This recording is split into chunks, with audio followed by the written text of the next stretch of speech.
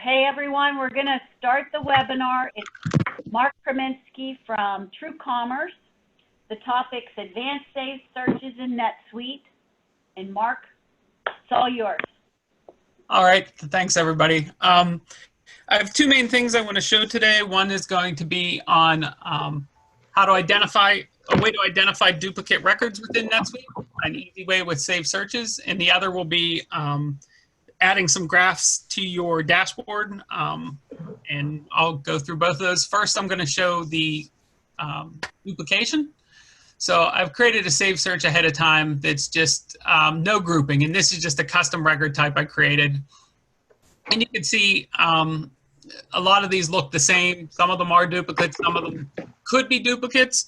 So we run across in our business a lot of times when people are entering customers into the system, depending on the sales rep, they may enter the customer as, in like for this instance, Mark Co. or Mark Co. period, Mark Company.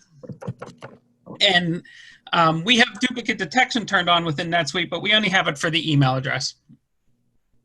So if we want to identify duplicate customers or other duplicate record types, you could look at this and you could try to guess which ones are which. And I'm sorting by name. So you could say that these three are the same. But there's no way really to group on the company name that's different. You could put in, look on the substring or something like that, which is what we're going to be doing. But what I'm going to show is how we can actually group on those names and do a count and see how many records of that same type exist. So if I go in and edit the search,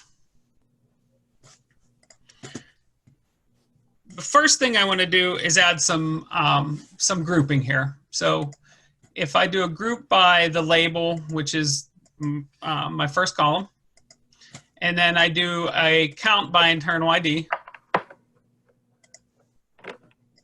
and save and run this search. Now it's going to group all the ones that are exactly the same. It will group those together. And then you can see that on these instances, the first 5 here, there's only one instance of those. So those aren't duplicates, there's just one record. And then you can see for the bottom ones, there are 3 records each of Mark Co. Period, Mark Co. and Mark Company. So that's one way we could do that. That's pretty quick. And it's a good first step, but we can make this a little bit better. If we decide we want to look at anything that has Mark Co. in it, so we want to group together Mark Co., Mark Co. period, and Mark Company, we can add some formulas in. So we can add a formula in here. We should be able to add a formula in here.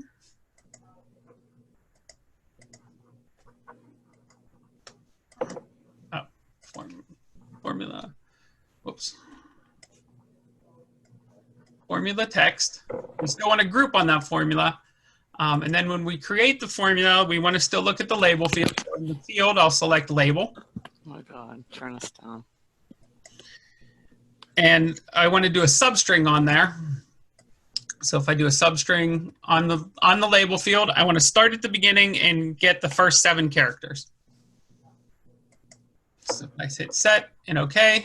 And now if I save and run this, we'll see that it's just taking the first 7 characters and looking at them to see if they're duplicates or not. So now we have 12 that are listed under Mark Co. So that's a good first step. But in a save search where you have lots of records, you may have thousands of companies in here. We don't really want to see these ones where the count of internal ID is 1. We only want to see the ones that are actually true duplicates. So if we go into the Save Search again, on the Criteria tab, and then go to the Summary tab, you can look at Summary Count, or Summary Type, and we want to do a count where the internal ID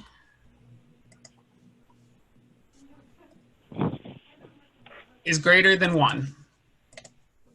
And if we click Save and Run, now it's filtered out everything where there was just a unique instance. So this is useful in finding duplicates, but this is also can be useful in other types of saved searches. You can do the summary criteria to filter out all kinds of things. We also have an example of where I filtered out, I wanted to see the first and last messages that were sent into a case. So you can filter them out there. So the last message is easy to get. There's some internal NetSuite functionality that will allow you to see the last message. But to see the first message is a little bit more difficult. So what we did was we looked at to get the first message, we looked at when the created date and time of the message is the same as the created date and time of the case, show that message. If not, don't show the messages. So that allowed us to see what that first message with the case is. And we did that through the, I did that through the criteria as well. So that's the grouping and duplicate detection. The other thing I wanted to show was a dashboard and how we can use graphs on the dashboards. So for my team, we have a dashboard that we call admin and support. And these are internal help desk cases that come in for us to handle. So we have help desk cases that our customers submit for our support reps to handle, but we also have help desk cases for the MIS team to handle. So this is what I'm going to be looking at, and this is cases by submitted time. So we wanted to see, we're a worldwide organization, so we wanted to see what times most of our cases come in, and we have somebody working during that period of time. So the first thing we did, and we can look here, is the save search is called MSK, support cases by time.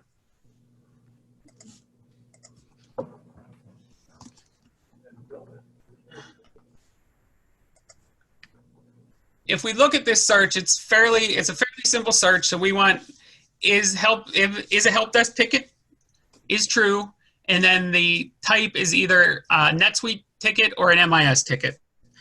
So we use the internal help desk the internal field help desk just to identify that these are internal tickets, and then I just wanted it for these two teams.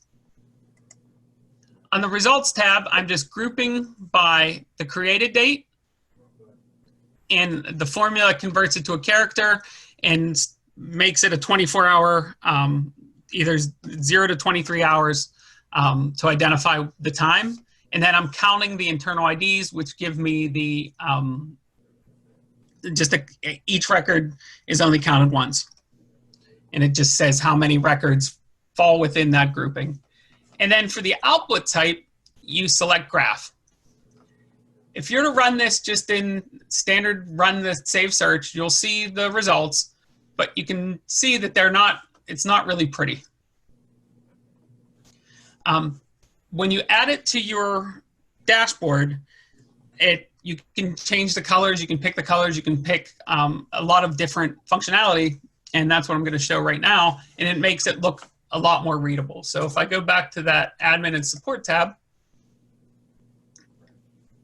here's what we see, here's our end result, here's what we want. But if we start off and we personalize this,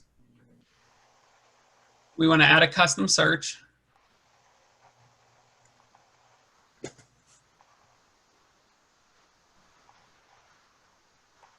We're going to close that. And then we're going to set up the custom search. Type in your search name. You can give it a title.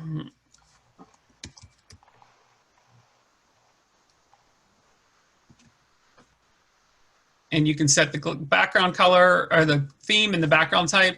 And if we just save this, what you're going to see at first, you're going to see by default it will only show you 10 results. So it's going to show you from midnight until 10 o'clock in the morning. And then you could go look at the next page for 11 o'clock on, and then the following page for the last set of results. And if you roll over these, you can see the time and then the number of cases. But if you want to see everything in one result, you just change the result size to 24. And then you can change, like I said, you can change the theme. I'll try basic here. We set it to 24, click save, and now it shows you broken out over 24 hours. And this is my search is based on the year to date. So this will show you year to date how many cases come in during each hour. So you can use this to know when your sport hours need to be manned, or when, just to see kind of when things are the busiest. In our case, it's kind of right before lunch and then right at the end of the day are the two busiest times. So those are just some simple save search, showing the power of the save searches. And that's all I have for today. If there's any questions, please feel free to reach out to me on LinkedIn.